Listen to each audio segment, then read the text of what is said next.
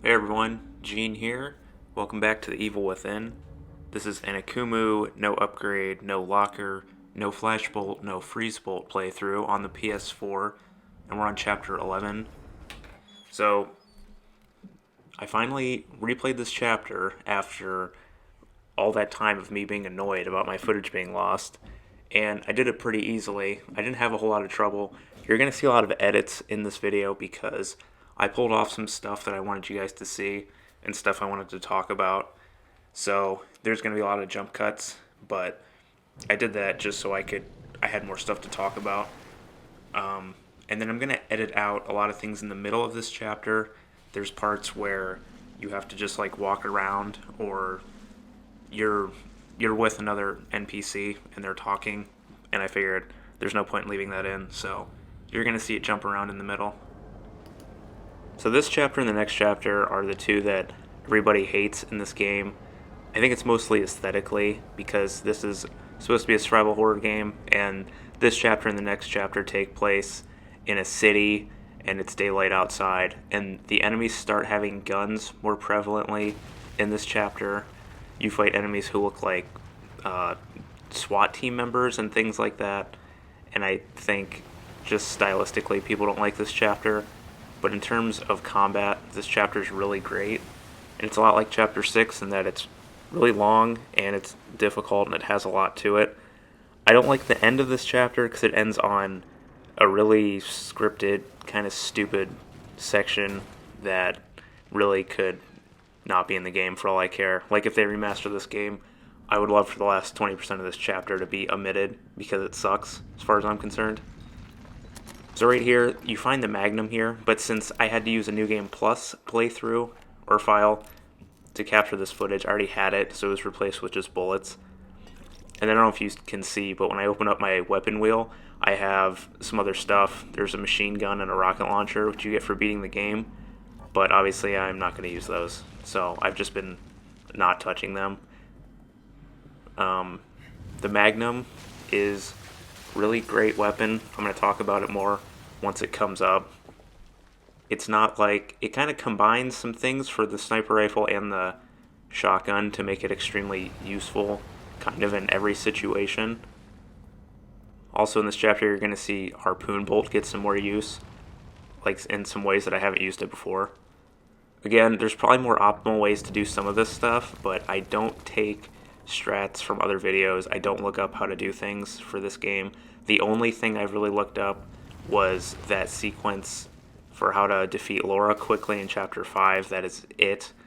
Other than that, I don't like to just look up strats and copy them because I think that's a really lame and unfulfilling way to play a game. So right here, this is the first of the new enemy types. It's a masked haunted, and he has a tank on his back. So if you shoot that, it'll start a timer and then it'll explode. Kind of like if you've played Resident Evil 6, that also has those same types of enemies. It's a very similar concept. Also, that enemy was wearing a mask made out of metal. Those can't be penetrated with guns, so you basically have to shoot them in the body, or you have to hit them in the back of the head because the mask only covers the front of it. So right here, I have never seen this before. That stealth kill where he breaks their neck because he's wearing a metal helmet. I've never seen that in all of my time playing this game. So I saw that and I was really surprised. This enemy here, you just sprint up to him. You can sneak kill him before he has a chance to get up. These enemies are going to crawl over this fence, and whenever an enemy's crawling over something or vaulting over something, you can use that to your advantage. You can shoot them or melee them to knock them over. But right there, see right there, I meleeed him, and he took a step back, he turned around, and then I managed to line them both up for a shotgun blast. So the melee in this game does have its uses. If you use it after an enemy attacks, you can get a kind of a counter hit in, and it's going to knock them back, it's going to turn them around, and it's going to kind of reset their attack pattern. So if an enemy is wearing one of those metal masks that I was talking about, you can turn them around and then shoot them in the back of the head with the handgun. So that is one good use for the melee. And right there, I wasn't really trying to do that, but it just kind of fell into place. So the melee is definitely good if you utilize it right, but I definitely wouldn't make it a primary strategy because it's just not very powerful. when you go to exit through that door, there's going to be 3 enemies that pop out of here. I think one always has a sledgehammer, so that's something to be aware of because it has such a big range. It's not like these other melee weapons that the enemies wield. Also, this is one of those parts where the composition can be different. Those enemies that first were here and then those 3 that came out can be different. So some of them can be wearing masks, some of them can have different weapons. You might have to change what you're doing depending on that. When you pick up this key item here, this SWAT team guy is gonna come out of the door. I'm gonna use the harpoon bolt just to crumple him and get him out of the way. They're impervious to some attacks, not in terms of damage, but in terms of knockback. See right there, he was climbing up onto that container, and I took advantage of that time, charge up my harpoon bolt, and I crumpled him, got him out of the way, so I didn't have to worry about him shooting me. Because those guys have assault rifles, which are hit scan weapons, and you die in 1 hit on this mode. So basically, if you're out in the open and they fire, you're basically dead. You have to take advantage of when they're open, basically. But anyway, the SWAT guys, you can still knock them down with the shotgun, you can still crumple them with the harpoon, and things like that, but like you can't shoot them in the head with the sniper rifle from head on because their masks are made out of metal. You also can't... The mid-range shotgun blast doesn't work as well either. You really have to be up close. And then explosive bolts don't knock them down all the time. So you're going to see this later when I face a couple more of them. I'm going to stick a explosive bolt right on one, and he's gonna get staggered, but he's not going to fall over. So there's some variances to how the weapons work against those guys. So you have to just be careful and take advantage of when they're not firing. So basically you have to just play it really safe. I definitely recommend harpoon bolts against them because they only cost 2 parts. They crumple. You can still burn them just like normal haunted. So really, really safe way to deal with them. The flash bolt is the safest way, but guess who's not using flash bolts right now?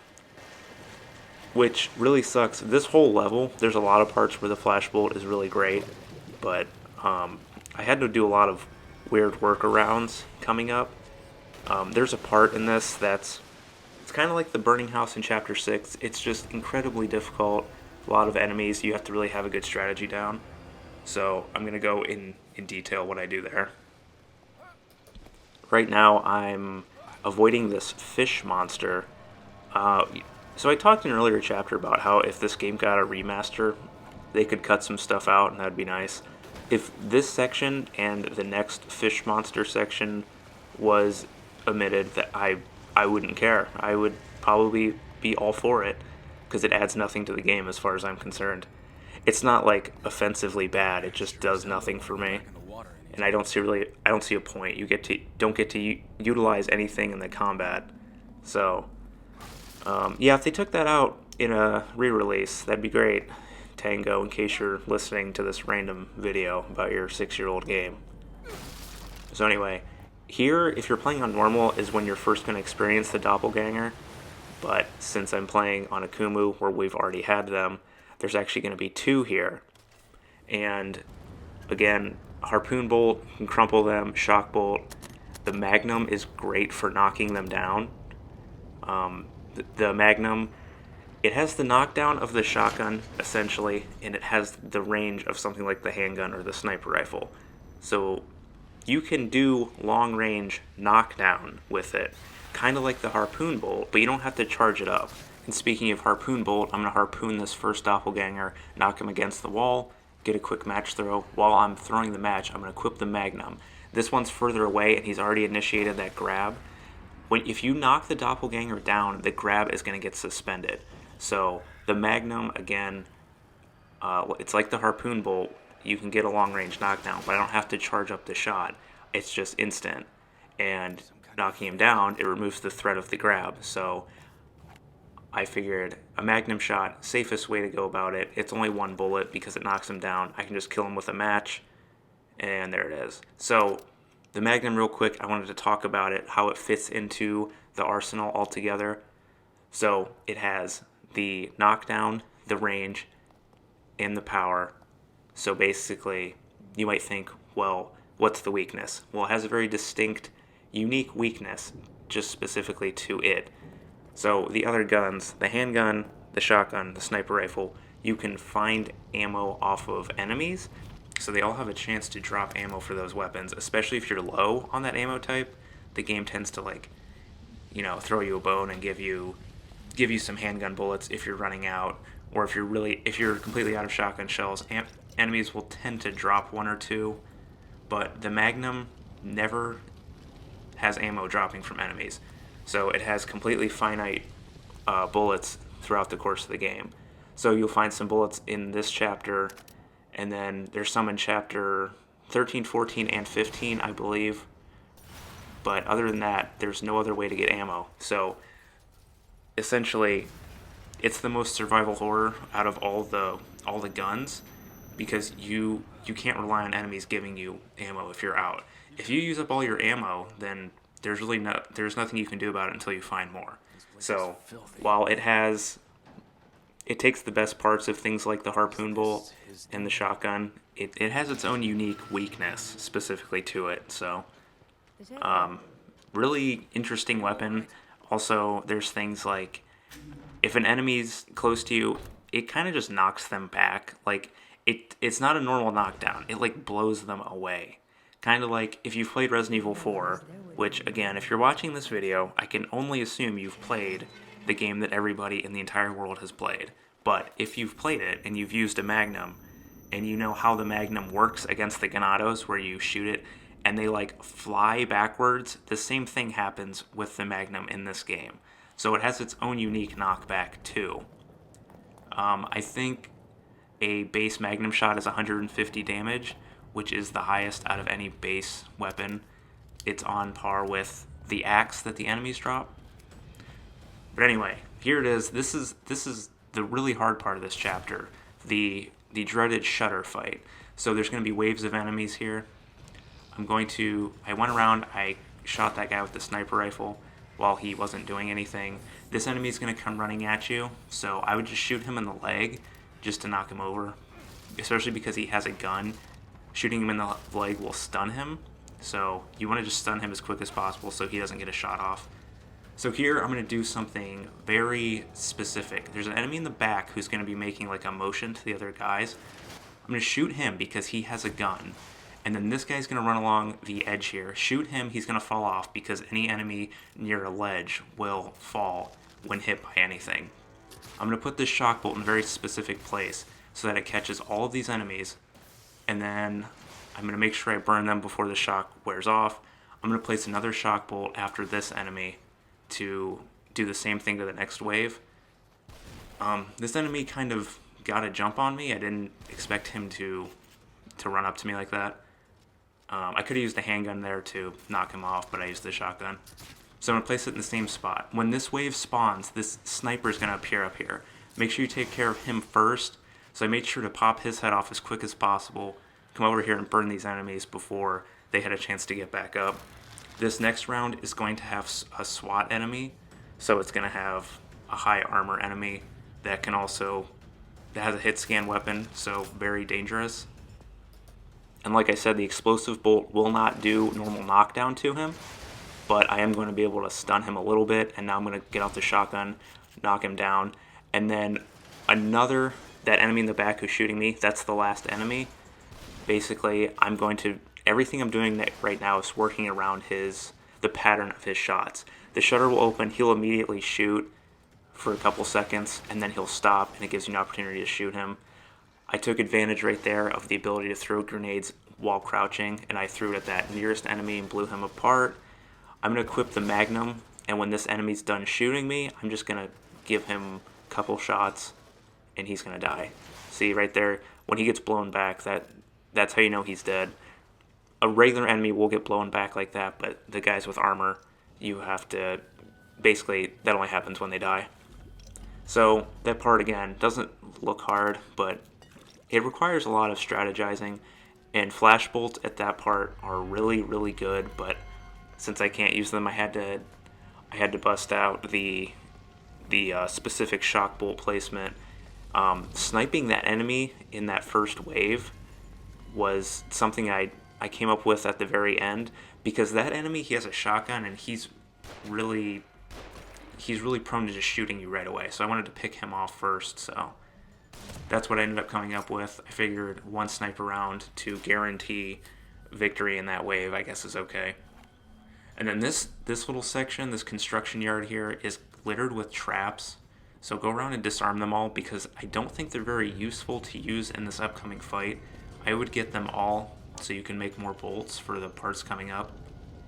And then there's that sniper up top. He likes to shoot twice in a row, which if you have been paying attention, the enemies don't really do. I don't know why he shoots twice, but he does.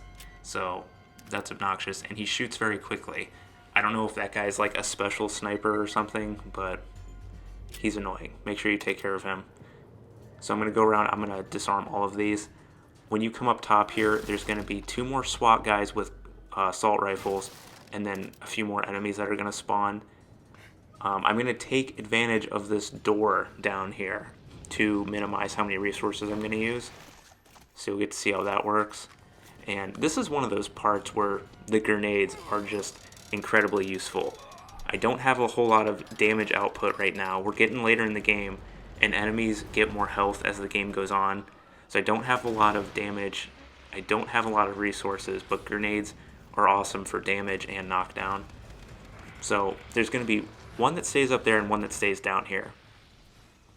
I'm going to open up this door. I'm going to take care of this other SWAT guy immediately. He's going to run away. He always runs away if you pop through that door, so take care of him.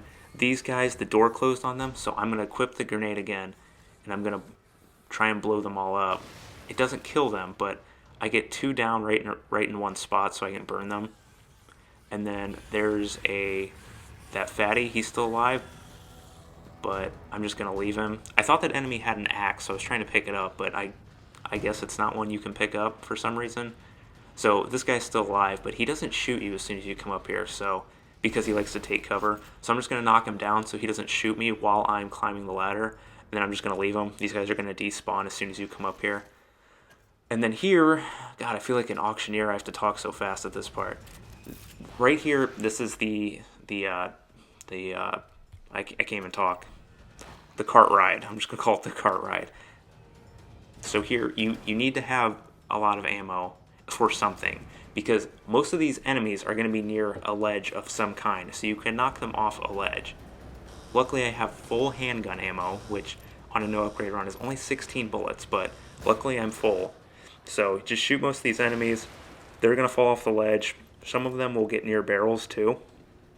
Flash bolts work really, really well here.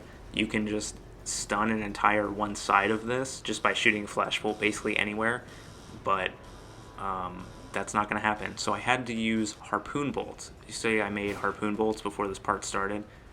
So I'm going to use those at the end when all the enemies kind of come in at once. Here the enemies are all in a running animation, kind of like giving you a little bit of opportunity to just shoot them.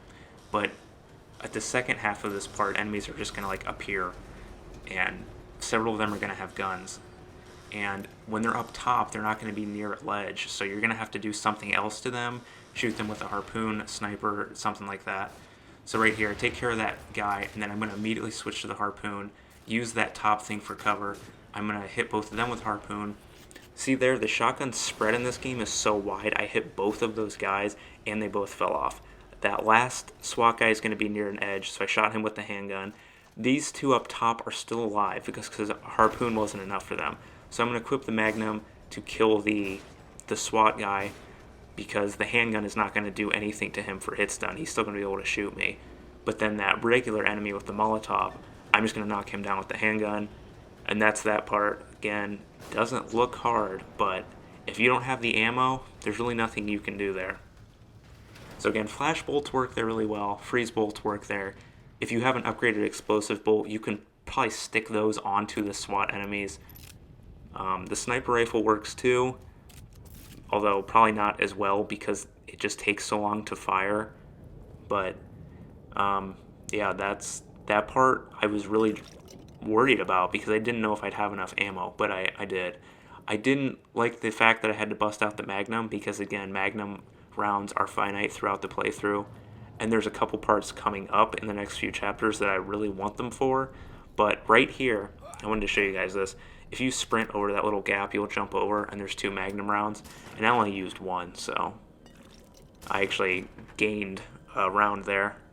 And I'm going to just kind of edit out this middle part of the chapter where you're just kind of walking around.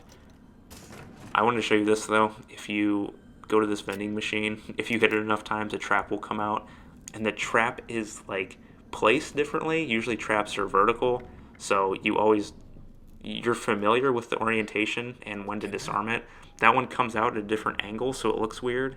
But if you disarm it, you get the traps, or the trap parts, which you definitely want to get. You'll probably die trying to disarm it for the first time because it's so surprising, but there's a checkpoint right before here, so it doesn't really matter.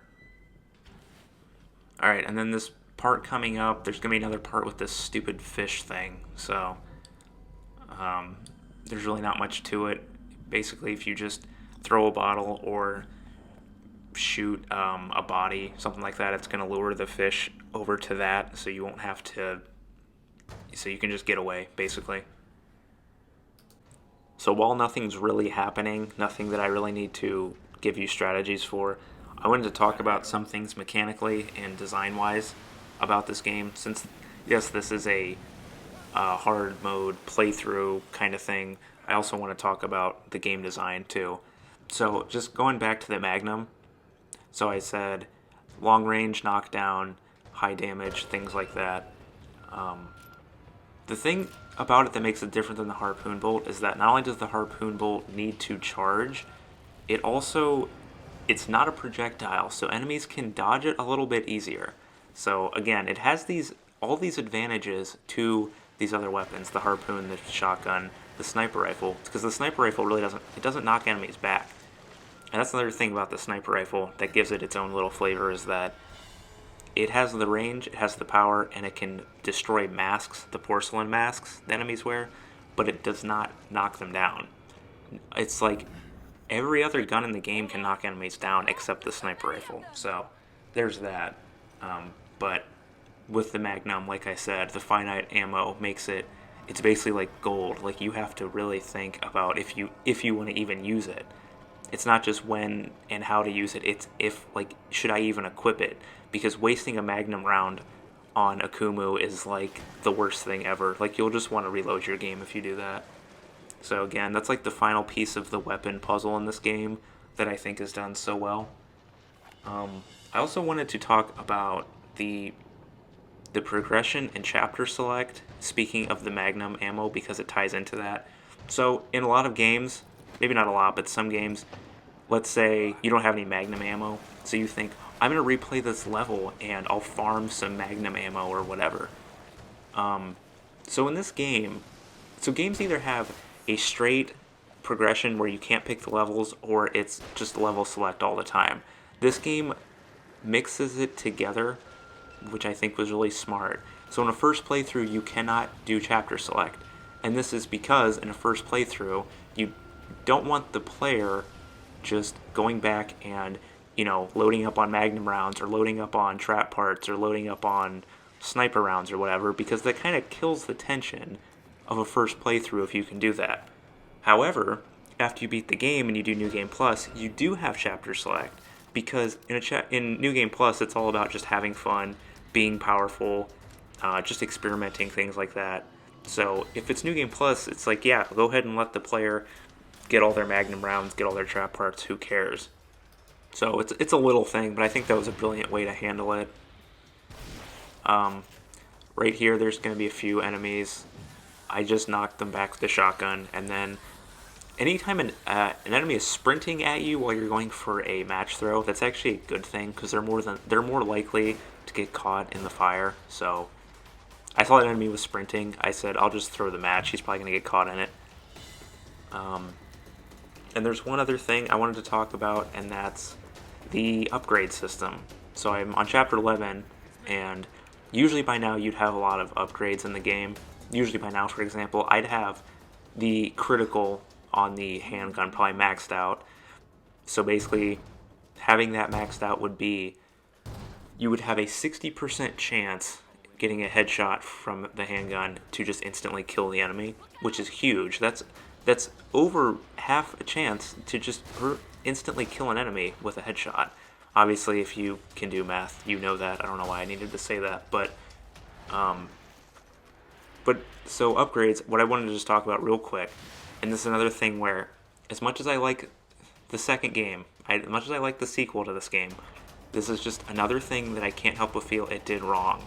In this game, everything you upgrade, Sebastian's health, his stamina, and then the weapons, their attack power, their critical, their capacity, your match carrying capacity, all these things are all green gel.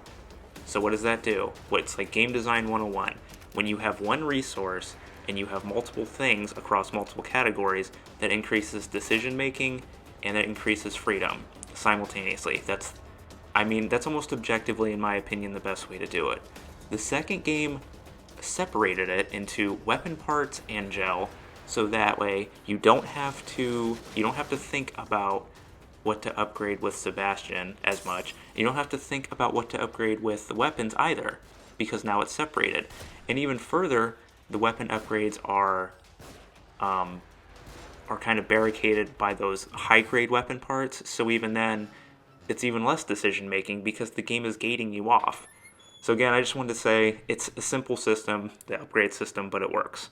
It just works really well. It's very simple, but it's deep. It requires a lot of thinking, just like the rest of the game, just like the combat loop.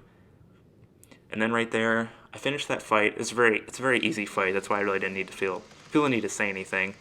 And I edited out the rest of that. It's just you kind of walking around with Kidman and talking a couple unskippable things. So I just took that out. And here we have, in my opinion, the dumbest part of the whole game, which is a shame because I really love this chapter, but this part is so nonsensical. So you have these mannequins standing on these like death Roombas. I don't know. I don't even know what this is. And it's actually, they're incredibly annoying to dodge because just like enemy spawns, these appear in random spots. And they can be incredibly obnoxious. And again, playing on Akumu, if everything even looks at you, you die. So I seriously died here probably 10 times trying to do this part, and I was getting so upset. I'm like, okay, I did the hard part of the chapters with little trouble, and these mannequins standing on these spinning blades are killing me. So, yeah, again, this game gets remastered. Take this part out, please. But here you have to be stealthy because there's a gas leak, so if you shoot your guns or use explosives, the place blows up and you die. So basically you have to sneak kill these two enemies and then turn the gas off, which you don't actually have to do because if you can use flash bolts or harpoon bolts to get past the last batch of enemies, you don't have to turn the gas off. But I don't have flash bolts, so I'm going to do it. But also, these enemies walking around right here are carrying dynamite. If you get spotted, they light the dynamite and the place blows up. So that's why you have to use stealth right there. There's a key card over here to the left that you have to grab, and this valve turns the gas leak off. But you don't have to do this, but I'm not using flash bolts to get past those last enemies, so I'm going to turn this off. And when you turn this off, just watch these enemies who pop out of here. Sometimes they can go really, really fast and get you while you're turning the valve, but most of the time, you can turn it off right before they get to you. So just make sure you keep an eye on them. And now I'm just going to play it safe with the shotgun. I have 4 shells, and there's only 3 enemies.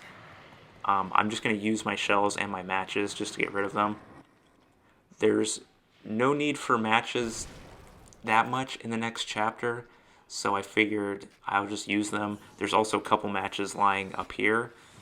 So again, I could have done this a little better. I probably could have used a harpoon bolt to try and like a harpoon bolt headshot to kill one of them, so I didn't have to use all my matches, but it's not really a big deal. So now that those enemies are gone and the valve is turned, I'm going to go grab the key card, and then I can get out of here, and that's going to end the chapter. So as you can see, this chapter is really just full of fights, and really hard fights. This part sucks right here, but I think the rest of this chapter is great. If this game gets remade, please don't remove the rest of this chapter because it's awesome. Not that anyone's listening to what I have to say, but it's just my 2 cents. So right here, I'm just going to shock bolt these last enemies because they're so close together. There's no way I'm going to miss. So right here, 4 enemies, 1 match. That's it. There's 1 enemy at the end of this chapter, and I'm gonna let him take care of himself. You'll get to see that. It's pretty funny. So really like this chapter a lot. I think this is like chapter 6 but done better, I think, aside from that last part. The next chapter is the chapter that everybody hates, and I hate to say it, but I kind of agree with most people. It's not terrible, but it's not great. It's actually really short, though. Basically, it's like a boss fight broken up by a fight, and then 1 standard gameplay section, and then 1 short kind of scripted thing, and then it's over. There's not much to it. So, I mean, I see a lot of people will bash this game strictly because this next chapter exists, but I don't think that it's bad enough to warrant the hate at all. So in this little container here off to the left, there's going to be trap parts and 1 of each bullet. So that's very generous, again. But the 3 trap parts, I mean, that is useful. That is an explosive bolt, or that is a harpoon bolt. So again, can't complain about that, because I will be using that in the next chapter, for sure. So this is definitely one of those chapters where there's a ton of strategies and a ton of things you could do. Again, everything I thought of here, I just kind of improvised and experimented a lot. It took a lot of dying, don't get me wrong. It took a lot of dying. I'm going to show you guys my total game over count at the end of this run, and I don't even want to know what it's going to be because it's going to be awful. But there's some things you can do, like that sniper during the shutter fight. You can shoot a flash bolt at enemies and they'll stand up. And like you can do that to force snipers out of cover. Freeze bolt during that shutter part is incredibly useful, especially against the SWAT guys. I mean, they're impervious to some things. They have more health. They're wearing the metal masks. Freeze bolt, just freeze them and shatter them just like any other enemy. You could use it against that last guy with the assault rifle if you wanted to. I mean, the possibilities are basically endless if you have your full arsenal, especially when they're upgraded. Especially with how much they can change at max level. Like the harpoon bolt will catch enemies on fire. So it's basically an instant kill for any kind of normal enemy, which is an awesome little touch. So this is the end of the chapter here. So next chapter is chapter 12. I'm just going to try and get the recording and voiceover over with so I can move on to chapter 13, which is one of my favorites also. Alright guys, hope you liked the video. See you next time.